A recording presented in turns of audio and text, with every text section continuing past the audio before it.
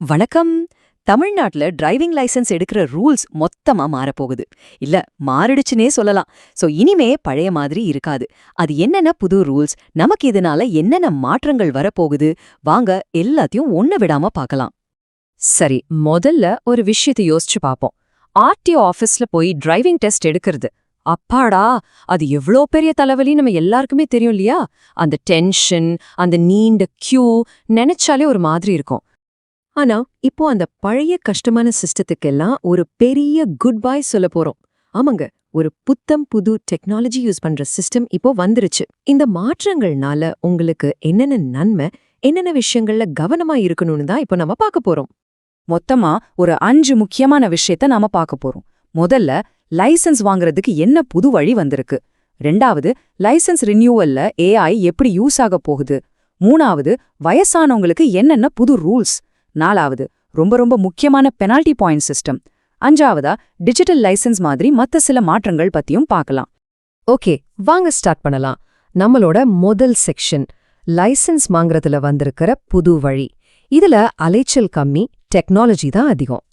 இங்க பாருங்க, முன்னாடி எப்படி இருந்துச்சு, இப்போ எப்படி மாறப்போகுதுன்னு அழகா புரியும். பழைய சிஸ்டம்ல ஒரு ஆர்டிஓ ஆபீசர் பக்கத்துல உட்காந்து நீங்க சரியா ஓட்டுறீங்களா இல்லையான்னு சொல்லுவாரு. அது அவரோட தனிப்பட்ட கருத்தை பொறுத்தது. ஆனா இப்ப பாருங்க, புது சிஸ்டம்ல எல்லாமே ஆட்டோமேட்டட். சென்சார், கம்ப்யூட்டர் வச்சு டெஸ்ட் நடக்கும். இதுல யாருடைய தனிப்பட்ட கருத்தும் கிடையாது. நீங்க சரியா பண்ணீங்கன்னா பாஸ், தப்பு பண்ணா கம்ப்யூட்டர் கரெக்டா கண்டுபிடிச்சிடும். நிஜமாவே சொல்றேன், இந்த ஆட்டோமேட்டட் டெஸ்டிங் சிஸ்டம் தமிழ்நாட்டுல சோழிங்கநல்லூர், கரூர் மாதிரி ஒரு 7 முக்கியமான இடங்கள்ல இப்போ ஆல்ரெடி ஸ்டார்ட் பண்ணிட்டாங்க. நீங்க அந்த 8 போடும்போதும் வண்டியை ரிவர்ஸ் எடுக்கும்போதும் கேமராக்களும் சென்சார்களும் உங்களை கண்காணிச்சு நீங்க ரூல்ஸை கரெக்டா ஃபாலோ பண்றீங்களான்னு பார்த்துட்டே இருக்கும். இன்னொரு சூப்பரான விஷயம் என்ன தெரியுமா? இனிமே நீங்க ஆர்டிஓ ஆபீஸுக்கே போகாம லைசென்ஸ் வாங்க முடியும். எப்படின்னு கேக்குறீங்களா? ரொம்ப சிம்பிள். கவர்மெண்ட் அங்கீகாரம் இருக்கிற ஒரு நல்ல பிரைவேட் டிரைவிங் ஸ்கூல்ல சேருங்க. அங்கே ட்ரைனிங் எடுத்து அவங்க வைக்கிற டெஸ்ட்ல பாஸ் பண்ணுங்க. அவங்க ஒரு சர்டிபிகேட் கொடுப்பாங்க. அதை மட்டும் கொண்டு போய் ஆர்டிஓல கொடுத்தா போதும், டெஸ்டே இல்லாம உங்க கைக்கு லைசென்ஸ் வந்துடும். ஓகே, புதுசா லைசென்ஸ் வாங்குறது எவ்ளோ ஈஸியா போகுதுன்னு பார்த்தோம். இப்போ ஆல்ரெடி லைசென்ஸ் வச்சிருக்கிறவங்க அதை ரினியூ பண்ணும்போது என்ன புதுசா வரப்போகுதுன்னு பார்க்கலாம். இங்கேயும் ஒரு சூப்பரான டெக்னாலஜி வந்திருக்கு. அதுதான் இந்த ஏஐ பேஸ்ட் ஃபேஸ் ஆத்தென்டிகேஷன். அப்படின்னா என்னன்னு குழப்பிக்க வேண்டாம், ரொம்ப சிம்பிள் தான். நீங்க உங்க லைசென்ஸ் ரினியூ பண்ணும்போது அங்க இருக்கிற ஒரு கேமரா உங்க முகத்தை ஒரு போட்டோ எடுக்கும். அந்த போட்டோவை உங்க ஆதார் கார்டுல இருக்கிற போட்டோவோட ஆர்டிஃபிஷியல் இன்டெலிஜென்ஸ், அதாவது ஏஐ, ஒப்பிட்டு பார்க்கும். ரெண்டும் மேட்ச் ஆச்சுன்னா ஓகே, இதை நீங்க தான் கன்ஃபார்ம் பண்ணிடும். சரி, எதுக்கு திடீர்னு இந்த ஏஐ எல்லாம்? காரணம் ரொம்ப சிம்பிள். ஆள்மாறாட்டம் பண்றது, போலி ஐடி கொடுத்து லைசென்ஸ் வாங்குறதுன்னு நிறைய தப்பு நடக்குது இல்லையா? அதையெல்லாம் தடுக்கிறதுக்கு தான் இந்த சிஸ்டம். லைசென்ஸை ரினியூ பண்றது, உண்மையிலே அந்த சரியான ஆள்தானான்னு உறுதிப்படுத்திக்கிறது தான் இதோட முக்கியமான நோக்கம். அடுத்ததா, நம்ம வீடுகள்ல இருக்கிற பெரியவங்களுக்கு, அதாவது சீனியர் சிட்டிசன் டிரைவர்ஸ்க்கான சில முக்கியமான ரூல்ஸ் வந்திருக்கு.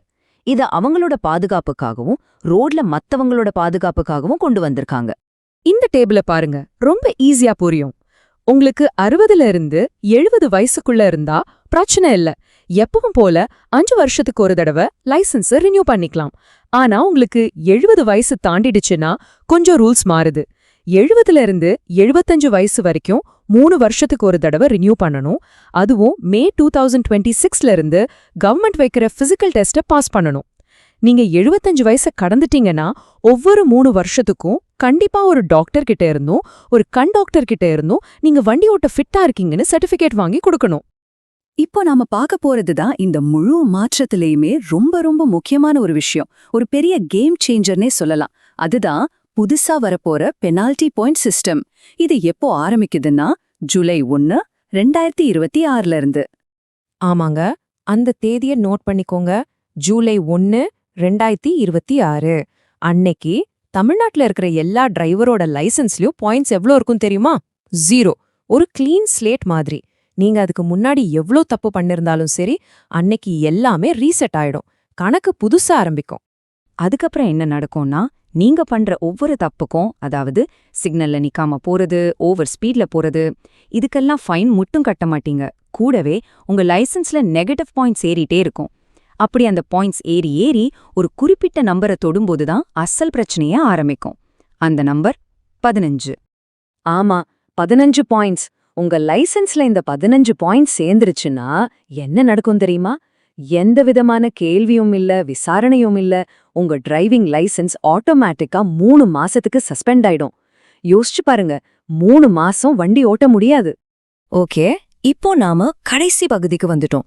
இதுல இன்னும் சில முக்கியமான டிஜிட்டல் மற்றும் ரோட் சேஃப்டி சம்பந்தமான மாற்றங்களை பத்தி வேகமா பாத்திரலாம்.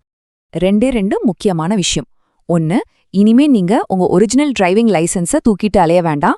உங்க ஸ்மார்ட் போன்ல பரிவாஹன் ஆப் இருந்தா போதும், அதுல காட்டுற டிஜிட்டல் லைசென்ஸே ஒரிஜினலுக்கு சமமா ஏத்துப்பாங்க. ரெண்டாவது, பைக்ல போறவங்க ரொம்ப கவனமா கேளுங்க. இனிமே வண்டி ஓட்டுறவர் மட்டும் ஹெல்மெட் போட்டா பத்தாது, பின்னாடி உட்கார்ந்து போறவங்களும் கண்டிப்பா ஹெல்மெட் போடணும். இந்த ரூல் இப்போ ரொம்பவே ஸ்ட்ரிக்ட்டா ஃபாலோ பண்ண போறாங்க. சோ மொத்தத்துல பாத்தீங்கன்னா இந்த புது ரூல்ஸ் எல்லாம் ஒரு பக்கம் டெக்னாலஜி மூலமா நமக்கு நிறைய வசதிகளை கொடுக்குது. ஆனா இன்னொரு பக்கம் அதே டெக்னாலஜி மூலமா நம்ம மேல இருக்கிற பொறுப்புகளையும் நம்மளோட கடமைகளையும் அதிகமாக்குது. சோ இந்த அதிக வசதிக்கும் அதிக பொறுப்புக்கும் நாம தயாரா இருக்கோமா?